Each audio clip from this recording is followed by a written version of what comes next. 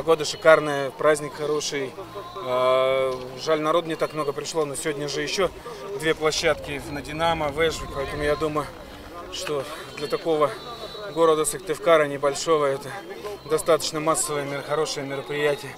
Иван Александрович правильно сказал, Сыктывкарец значит лыжник, поэтому мы должны на лыжах все стоять крепко и обязательно побеждать.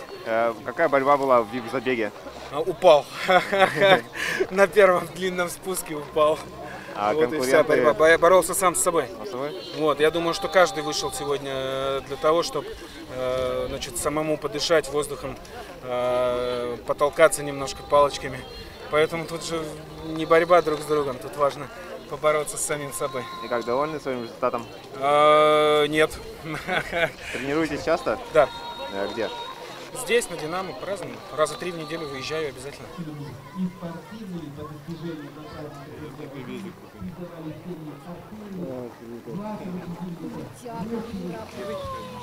Вот он, Зарин. Конечно, нужно обязательно поддерживать себя в форме. Немножко иногда хотя бы на тренировках.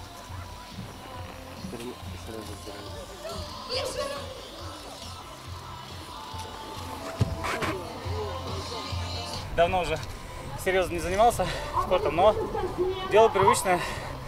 Вот, дистанция хорошо подготовлена. И среди тех, кто стартовал, я смотрю, не только физкультурники, но и спортсмены тоже есть.